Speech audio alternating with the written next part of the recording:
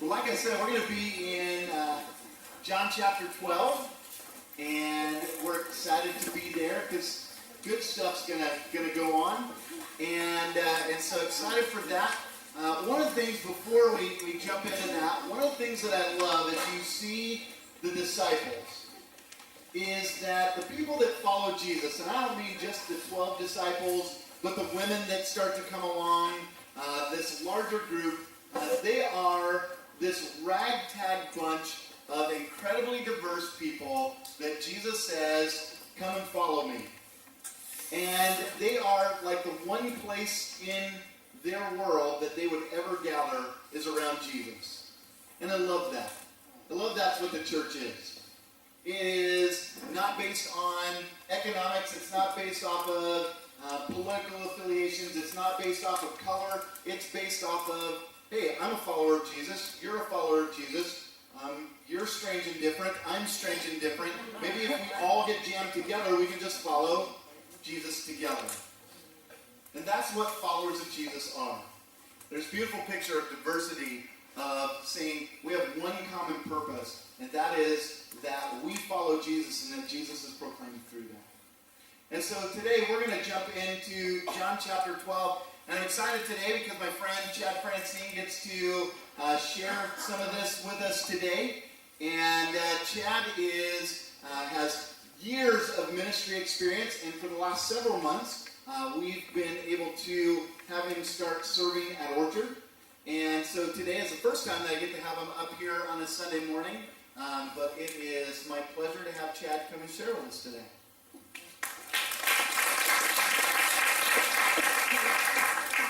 Thanks, Jim. Well, I'm so glad to be here. I love this church, and I love being able to get to speak about God's message. So, as we prepare our hearts for this message, let's pray. Dear God, I just pray that we can open up our hearts to what you would have in store for us. Lord, we come in this room from many different places, a lot of different things going on in our hearts, and we just pray that you would take away those distractions so that you can speak and do what you do. In your name we pray. Amen. So as Jim said, we're going to continue looking through the book of John, and we're up to chapter 12, and it's starting to get really exciting. Now, what I want to talk about this story is something that's highlighted to me is just about how when we give our hearts to Jesus, he gives us the ability to understand value. And value is something we're going to talk about a bunch, but in our hearts, we are in this kind of tension between earthly value and eternal value. And so when we look out in this world, we can look at it from two different perspectives. One is where we get just down to what everything is going on, what we see, what we feel. And then there's this other thing that's going on, the spiritual dimension. This place what Jesus came to proclaim about, to say that this is what's happening forever. So we find ourselves in the midst of that, the earthly versus the eternal. Now when we talk about value, one of the things that comes to my mind right away is gold. Gold is something that we really value. Now I love the TV show Gold Rush. Any of you seen that? When I was a kid. Yeah, and so it's a bunch of guys that really aren't very good at mining, and I think that's why I love it, and they go up to the northern parts of Alaska, and they look for gold. Now, it's fun for me to see this, just because I didn't really know much about gold mining, but they take this land, and they clear out all of these trees, and then they dig through the dirt, except in Alaska, it's ice. So they call it permafrost, so they have to take a hook and just dig it up, and then the sun melts it, because it's in the summer when they do this. And then they hope that they can dig down deep enough to get to the place where the gold is, which is called the bedrock. Then they take that part of it, and they dump it into this machine, which sprays off all of the dirt from the rocks. And then they try to collect that dirt, and then bring it over to this other machine, which separates the dirt from the gold and the gold flakes. And my favorite part of the show is at the end of an episode, there's a bunch of these old miner guys that are sitting around this campfire, and they celebrate when they found just ounces of gold. Like, whoa! Woo-hoo! And they celebrate. So they've gone through how much earth, acres and acres of land, just to get this precious little metal that we call gold. And I think that that's so strange how much work it takes to get to gold. Now, for some people, it's not that much work. Did any of you hear about the local guy who found, it was you who found it? No, just kidding. Here's a picture of the nugget. And we don't know who found it because this guy is not the guy who found it. Because if the guy who showed it, he would be robbed soon. So this guy, they wanted to be very clear in the article, does not have the nugget either. But it just sold for $400,000. Wow! Now this guy was just looking around, and then this metal detector kind of kept going crazy over here, and he's like, well, this is really annoying to me. This is going to throw out my reading. So he just thought it was some like tool or horseshoe or something that was in the ground, and he dug it up, and it was that. That'll change your day. Right? $400,000 to find a little rock. Now we value that so much more than a lot of the other rocks that are down there, right? That's what we're talking about. We can look at something from the same direction and we value it differently. Much like a farmer might look at the land where they were digging down and destroying differently than the miners, or differently than the environmentalists who are pretty angry that they clear cut that area, just to find a few ounces of gold. So as we head into this chapter, John chapter 12, let's think about what's going on. First of all, let's talk about what's been happening. John 10, hearing God's voice. Jesus is the Good Shepherd. Then John 11, as we talked about earlier, Jesus goes and raises Lazarus from the dead. He lives among us and he demonstrates his power by seeing Lazarus die and raising him up into life. It's important to note that Lazarus was the brother of Mary and Martha. And Mary is kind of the focus of our story in John 12. And so when we think about this, they're living up, this is Israel, back in the time of Jesus. It's not very easy to see, but up in the north, there is Nazareth, which is where Jesus grew up.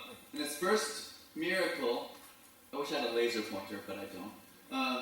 And then Cana was his first miracle. And then they travel down, and you see Jerusalem. Everyone see that? It's hard to see, I'm sorry. And then Bethlehem is right outside of Jerusalem, which is where Jesus was born. Because there was no room, because the Passover celebration would happen every year, and everyone would come down there. And it was a party. It was people from all over coming every year to celebrate the Passover of what God had done long, long ago. And so, right to the right of Bethlehem is Bethany, another suburb of Jerusalem, and that's where this house is, as it takes place into John chapter 12. Now, another part that we need to understand is how exciting things are getting. This is the height of Jesus' ministry. So much so that when he raised Lazarus from the dead, more and more people were believing in Jesus. And that was making who upset? The Jewish leaders, the Pharisees, right? It was not so much the political people, but it was the religious people who had a lot of power. And they were starting to lose their power because of this guy named Jesus. And so there's this tension going on, and all of a sudden Lazarus is the story of Lazarus is spreading, and Jesus is becoming more and more famous. So much so that it's going to lead him into Jerusalem, to his death, and his arrest. So this story takes place in this house, filled with disciples, Mary and Martha, right after their brother was raised, and Lazarus himself. And it says in chapter 12, 6 days before the Passover celebration began, Jesus arrived in Bethany, the home of Lazarus, the man he had raised from the dead. A dinner was prepared in Jesus' honor. Martha served, and Lazarus was among those who ate with him. And then Mary took a 12-ounce jar of expensive perfume and made from essence of nard. And she anointed Jesus' feet with it, wiping his feet with her hair. The house was filled with the fragrance. So I did a little research about what that meant. They made a point to say that it was essence of nard, which was typically found in the Himalayas. So someone a while ago found out that in Asia, far away from Jerusalem, that there was something that smelled really good. And so these people would bring it all the way through, I don't know what the country was called at the time, but now it's Afghanistan and Pakistan and other stands, a lot of other stands.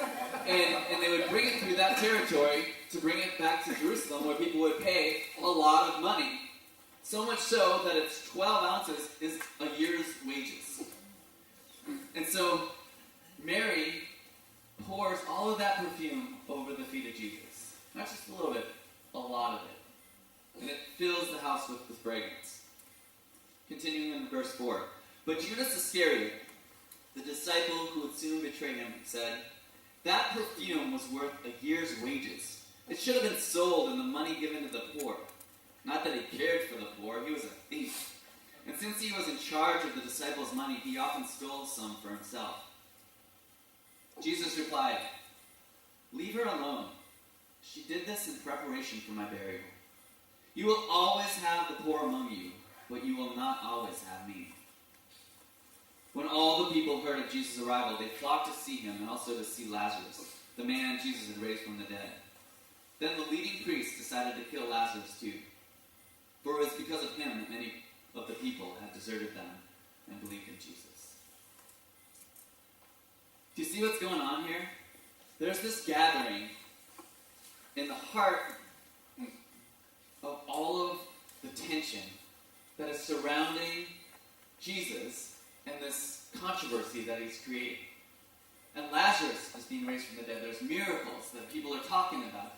All of the things that Jesus was doing was getting more and more famous.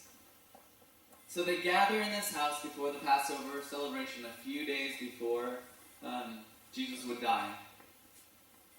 And they're just sitting there talking. The disciples are maybe snacking on some appetizers. Maybe talking about what they're going to do when they get into the town. They're afraid a little bit because of the fact that Jesus is supposed to be arrested. They don't know what the people are going to do. It's tense. And in the midst of this conversation and talking and good food, this woman goes over to the feet of Jesus, pours an extravagant amount of perfume on his feet, and wipes it off with her hair. It's a very intimate picture. And even though Judas is the one who speaks up, I bet just about everyone in the house is thinking the same thing. What is she doing? This is out of the ordinary. This is weird. Why is this woman pouring perfume over the feet of Jesus? And Judas says, "Man, that's worth a lot of money. A year's wages, $10,000 by today's standards. What is she doing wasting that? We could give that to the poor." And what does Jesus say? She's preparing for my burial. Jesus is saying, she gets it, but the rest of you don't. And isn't that sometimes how we are? We just don't get it. Sometimes there's a lot of things going on, and we're so caught up in our own lives and our problems that we miss the big picture, the eternal things of what Jesus is doing. And so I want to make 3 notes about it that I think are pretty important. One is that God's economy is different than ours.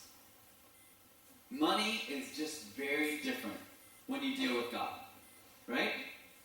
When I try to hold on money, that's when things go bad. And I'm pretty famous for making bad decisions with money. Like when you spend too much and the credit card runs up, and you know what? When they say, hey, you have spent too much money, you know what they do? They charge you more money. And it's very frustrating because you're trying to get out of your debt. And so I've been known to do some of those things. But sometimes when I've made decisions and allowed God to work through that, I might even do the opposite. And so right out of college, I pursued ministry instead of carrying on with a family business. My dad was into real estate, and so my sister followed him into real estate, and I chose ministry. And I chose a job that wasn't very good pay at all, even by today's standards. And yeah, through that, I would go on cool trips. And I even got to go to Africa to go on a mission trip to Kenya. And so I have these pictures of me with a lion, and, well, I wasn't next to him. I was in a protective vehicle looking at him. And doing cool things all around the world. And so my sister comes up to me and says, Chad, you don't make any money, and you get to do a lot of fun things. And I'm like, exactly. And she's working so hard that she doesn't have time to enjoy it. And I'm like, that's what God's all about. When I was deciding to go to seminary, I thought God was telling me, you need to go. Mainly because I'm from Minnesota and I was living in Minnesota and seminary was in Pasadena, which is a lot warmer. So God used that. But I remember this time and I was just about to go and my dad looks at me and he's like, Chad, how are you going to pay for seminary? And I looked him right in the face and I said, I have no idea. And he's like, and he just got so mad. He really got mad. And I didn't have an answer for him. I'm like, I don't know, I'll take loans like people do or something. Little did I know that God had a little bit of a plan for taking care of that. When I was down in Pasadena, which is close to Hollyweird, I went over and some woman at a church I was going to said, hey, they're accepting applications for the show Pictionary. Has anyone seen it? Here's an example of it. That's not me. No one is me here. I do have it taped, but I couldn't find it online at all. So that's Alan Thicke, and he was the host, and then you would get two celebrities. And so I actually got to go on this show. And I remember just the morning before I was there, I was out in the studio parking lot and read some Psalms and just like, God, what are you doing? This is crazy. And I just had this peace. And I went into that show, and I got placed on the good team, which happens to be Rosie O'Donnell and Sally Struthers. They were really good at it, and the other people were dumb as rocks. And I had won $10,100. $10,100! Just like that, they wrote me a check for that amount, which was a lot for a guy who was making the opposite of money in seminary. And it was just so fun to see God work through that. God worked in different ways throughout my life. Whenever I hold on to money, it goes away. Whenever I let God have it, it does different things. Are you with me? Have you ever seen that? And I really hate myself because I always fall back onto just holding on to my own life because I'm like, oh, I can just get more out of this. And Judas probably was thinking the same thing. Wow, we could feed the poor with this. And I'm like, Judas was there when Jesus fed 5,000 people with what? How much money did they have then? Nothing. Just some kid who gave them their fish and bread. And all of a sudden, Jesus was able to feed thousands and had leftovers. And Judas was there. And yet, he still misses the point. Sometimes we just don't get it. We can be in the room with the Son of God and not get it. That's because our hearts get overrun by our heads. And that's this battle with the earthly versus the eternal, is that somehow we have to let our hearts be open to what God is doing. And sometimes our brains shut that off. They say, no, that's going to make me look silly. What if Mary had said that? Oh, I don't want to look silly in front of these other guys. What she understood about Jesus, and granted, she had this story that happened just a week or two ago that her brother was raised from the dead. And she knew the power of Jesus, and she understood it, and she appreciated and knew the value of Jesus, and therefore it helped her to open up her heart to what Jesus was doing. So much so that she didn't care what they thought. She understood that Jesus was going to go through what he had to go through, and she was going to prepare that. And she becomes a part of history because she just turned off that part of her brain that says, I don't want to look silly. And opened her heart to what God was doing.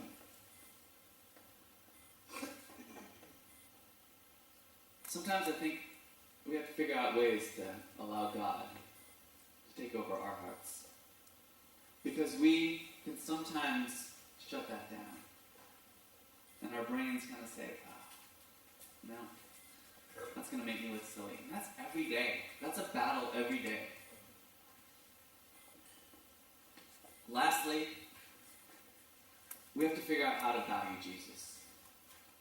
Jesus wants to win over your heart. He doesn't just want you to just shut off your brain and just go, just trust me. Because that's how cults happen. That's a lot of things when you don't trust the people that are dealing with your heart, they can do some damage. But Jesus is worthy, completely worthy of everything. So much so that he demonstrated that by dying on the cross, so that we would understand that we are the most valuable thing in eternity. He would lay down his life for us. And when we realize how much he values us, that helps us to value him. So really, we have to figure out how to spend time at the feet of Jesus, like Mary did. What a great image of that. That intimate image where she's just at the feet of Jesus. And she gives him everything she has. Everything. Now, it was $10,000 worth of perfume. You know, if it was $1 billion worth of perfume, it wouldn't have been enough, right? By the eternity standards, it would have still been, no, Jesus, you deserve so much more. And if we live our lives that way, everything changes. And all of a sudden, we get this vision on how to live. All of a sudden, the values of our lives line up with the values of God's. And our lives start to make sense. Because too quickly, our earthly lives can really get confusing. But when we hold on to the values that God has, the love that he has for us, the care that he has for us, all of a sudden the Holy Spirit pours out of us. Love, joy, peace, patience, kindness, goodness, faithfulness, gentleness, self-control, all of this stuff just pours out of us. And that's the type of people you want to be around, isn't it? I love being around patient people. And it's usually because I'm impatient. And then I'm like, oh, wow, that's so annoying, those impatient people. Well, that's because I'm so impatient, and it's bad. But when we focus on the things of God, our values line up, and we're in the same room as everyone else, and yet we see more clearly what eternity is like. Yesterday I went to a funeral for a 19-year-old kid that I knew, just right here in Chico, who died of cancer. And he lived out his faith every day. He was wonderful. He was praying for me just a few weeks ago to figure out my career and things like that when he's dealing with cancer. So much so that I took his life. And the life that he realized, the life that he knew, matched with the life that Jesus wanted for him. And it just breaks my heart that God took him away too early. But you know what? That's where my heart's at. Just mourning that loss. We can be in this room and our hearts are in completely different places. Some of you are grieving. Some of you are sad. Some of you are just lost. Some of you are overwhelmed with joy and just glowing with just the love that God has for you. But it all happens in the same room. And if we start to look at the world with the vision that God has for us, when we see it through his eyes, when we understand the value he has for us, and we give that value properly back to eternal things, things that last, it gives you this understanding, this perspective that makes sense. And we need to hold each other accountable for that. We have to help each other out every day. We have to do what one of my favorite verses is Matthew 6:33, which says, "Seek first the kingdom of heaven, and all these other things will be added." You have to keep reminding yourself, remind everyone else. That's why we come to church, to remind ourselves of the truth, that God has a purpose for us, a plan for us, and loves us and values us. And the earth says so much to the opposite. The earth tells us that we're not valuable. So as we leave from here, spend time at the feet of Jesus. Understand the value of eternal things and seek those things out, the things that last.